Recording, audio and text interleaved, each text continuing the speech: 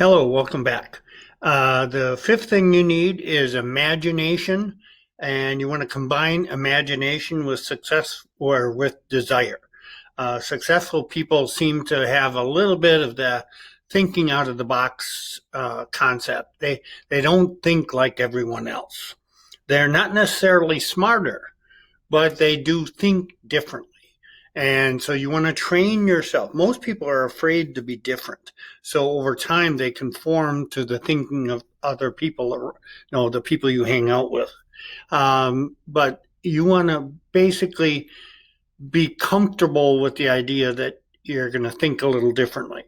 Now, there are two ways to go about this or to kind of take advantage of this. Is one is synthetic, where you're going to kind of mechanically force yourself to think differently. You're going to arrange old concepts into new concepts where everybody else is thinking. Let's say you're developing a product or a business idea, and everybody does it a certain way, and you're going to say to yourself, well, most people want this product to be big. They think that is an advantage. Well, maybe I could make it smaller. Maybe small would be an advantage.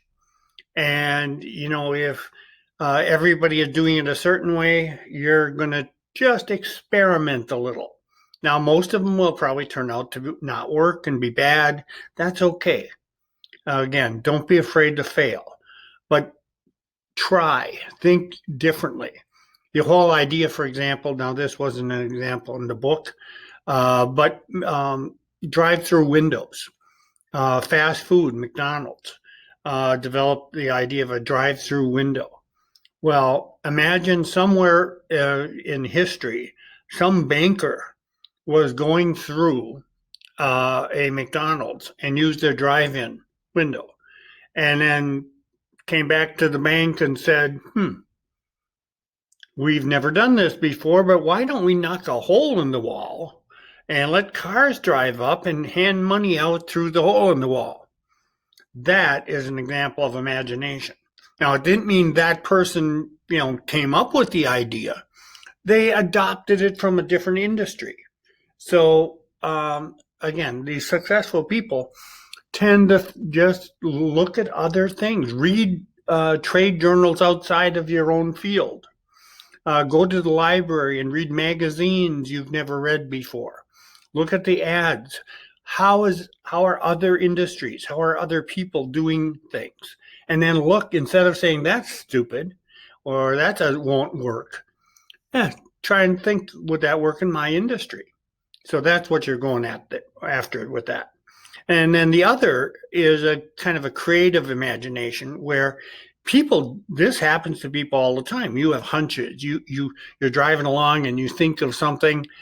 The problem is most people lose it unless you are consciously looking for that and trust your own intuition. You have to record your idea. Most people in the course of a year have several ideas that would probably make them $1 million, but they never implement anything. And or they even have a dream, and in the morning, you kind of forget it. If you wake up in the middle of the night and you get an idea, have a pad or pencil or some way to record that during the middle of the night, and then you won't lose it, because you will lose it if you don't use it. So you want to incorporate that into your planning structure. A couple ideas here just to get you the juices flowing. Just sit down with a blank sheet of paper, get a legal pad out. What would you do if you had $1 million? And this is a little exercise to build desire.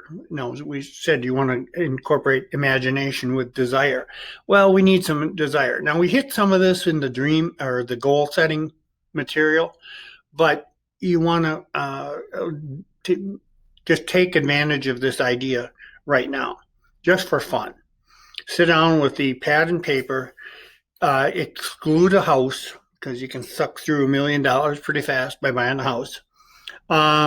What dream car would you have? And don't put a Lamborghini or a Ferrari. If you really have never thought about that before, don't pick it just because it's really expensive. But actually sit around and think about if money were no object, if I had the million, what kind of car would I really want to drive? Where would I really want to live? Would I live here in Wisconsin? Now, in my case, I choose to live here. I spent most of my career in Southern California. I wanted to come back to where I grew up. So I do live where I want. Do you? You want to ask yourself, would you move? So write it down. What debts do you have that you would want to pay off? What other toys do you want? Do you want a boat? Do you want a snowmobile? Do you want jet skis? The deluxe video gaming set, a pool table. What is it? Do you want to help people? Do you want to donate to your church?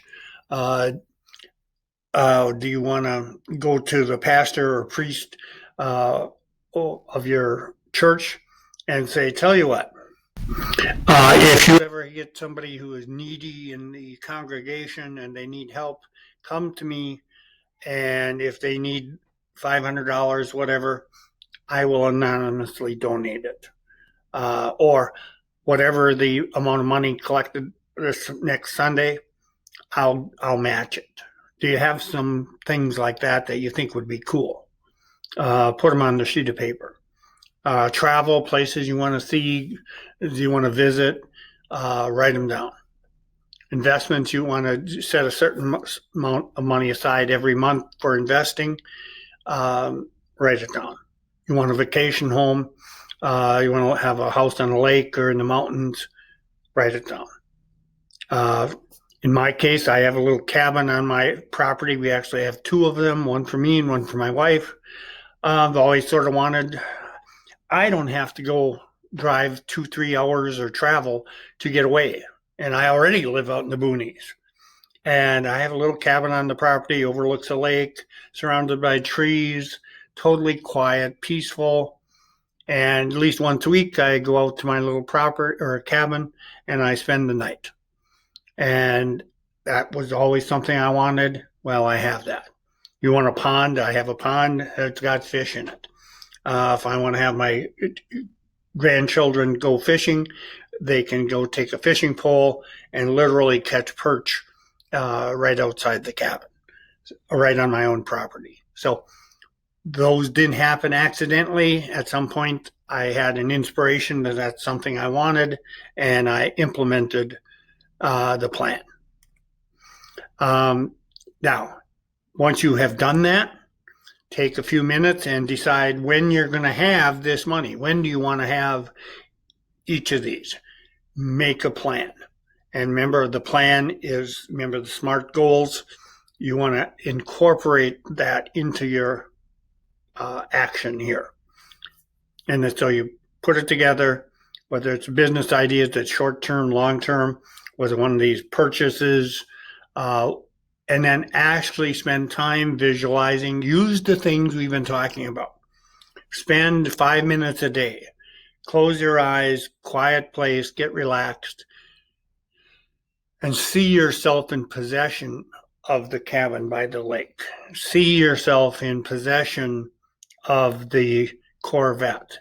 See yourself in possession of your dream house.